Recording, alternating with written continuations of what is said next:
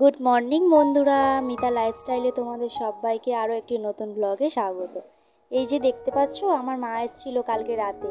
তো এখন সকালবেলা মা, আমি, আমার বর সবাই মিলে একটু চা খাচ্ছিলাম।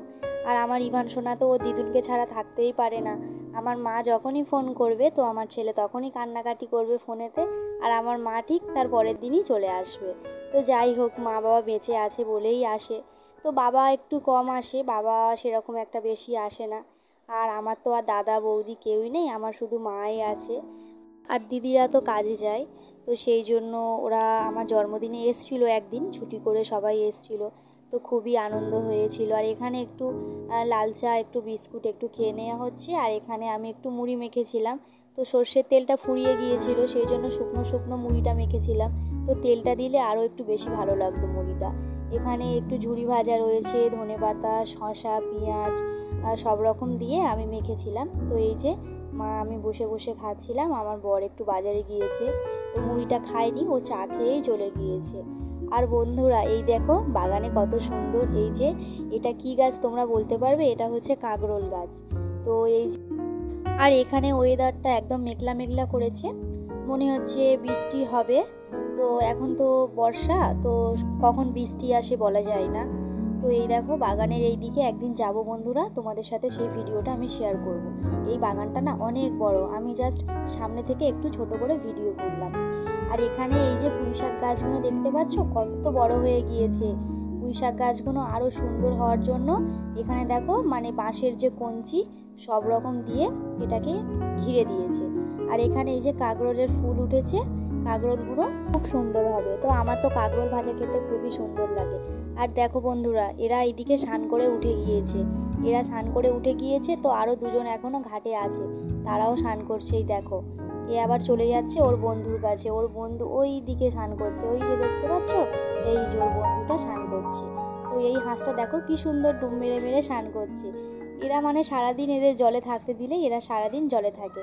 তো আমার হাঁসের ডিম তো খেতে বারণ করেছে, কারণ আমার একটু ঠান্ডার প্রবলেম আছে বলে, সেই জন্য। তো তোমাদের কার কার হাঁসের ডিম খেতে ভালো লাগে অবশ্যই কমেন্টে জানাবে। আমাদের এখানে না অনেক হাঁসের ডিম আছে, কারণ আমাদের এখানে গ্রাম তো, হাঁস মুরগি সব রকম কিছুই আমাদের এখানে বেশিরভাগটা পাওয়া যায়। তো এখানে আমি একটু রান্নাবান্না করে নিচ্ছি দুপুরবেলা। বর একটু শঙ্কর মাছ নিয়ে এসেছিলো, মানে বড় সাইজের যে মরুলি মাছটা। আর এই দেখো মাছের অনেকটা তেল দিয়েছিল। আর এই যে সাইডে শীতে আর মাছ ভাজা করে রেখেছিলাম। তো ওই মাছের তেলটা আমি এখানে এই বেগুন দিয়ে একটু চচ্চড়ি করে নেবো, এটা খেতে খুবই সুন্দর লাগে। আর এই যে বলছিলাম না তখন যে আকাশটা মেঘলা মেঘলা হয়েছে, এই দেখো তারপরে দুপুরবেলা এখানে বৃষ্টি চলে এসছে। তো এখানে খুব জোরেই বৃষ্টি হচ্ছে, আর একদম আকাশটা পুরো অন্ধকার হয়ে গিয়েছে। তো বৃষ্টি হলে তো আমার খুবই ভালো লাগে।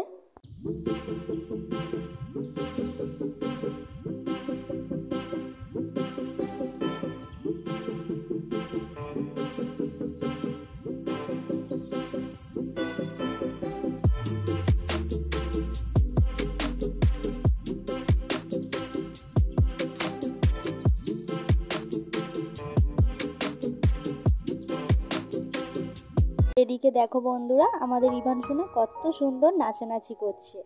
তো সব ভালো, ওকে খেলতে দাও, নাচতে দাও, গাইতে দাও, সব কিছু ভালো। কিন্তু ওকে যখন তুমি কোনো জিনিস খাওয়াতে যাবে তখনই অসুবিধা।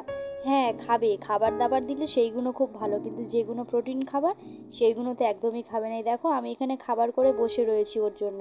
আমি ওকে কখন থেকে ডাকছি, তুই আয় খাবি, আয় খাবি আয়, না ও আসছে না। আর এইদিকে দেখো ওই যে বোটে সুইচ মারছে, ফ্যানটা চলছে, সেই ফ্যানটা অফ করছে, বন্ধ করছে, মানে ও সব জানে, এত পাকা, সারাক্ষণ কারেন্টের সুইচ নিয়ে ঘাটাঘাটি করবে।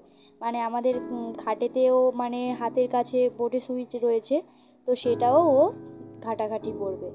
এইদিকে দেখো হাত ধরে টানাটানি করছি, তবুও খেতে আসছে না। আর আমার সাইড ক্লিপ দুটো নিয়ে ওই যে বিছনাতে ছুঁড়ে ফেলে দিল। মানে আমার সাজের জিনিস দেখলেই ওর খুব রাগ। আর এখানে রাতে একটু রান্না বান্না করে নিচ্ছি। রান্না বান্না বলতে বেশি কিছু নয়, ভাত করেছিলাম আর একটু শীতে আর মাছ ছিল, তো সেটা ঝাল করে নেব। বেগুন, গুঁড়ি কচু, আলু সব রকম দিয়ে একটু মাছের ঝাল করে নিচ্ছি। আর আমার ছেলের গলার আওয়াজ তোমরা নিশ্চয়ই পাচ্ছ, ও খুবই বদমাস। আমি যখন ভিডিওতে ভয়েসটা দিই ও তখনই এরকম করে। তো খুব কষ্টে আমি মানে ভয়েসটা দিচ্ছি। যাই হোক বন্ধুরা, আমার ভিডিওটা তোমাদের কেমন লাগে তোমরা অবশ্যই আমাকে কমেন্টে জানাবে। কারণ আমি তো একজন নতুন ইউটিউবার, তো ইউটিউবার এখনও হইনি। তো যাই হোক, খুব অনেক আশা নিয়ে এসেছি হব বলে।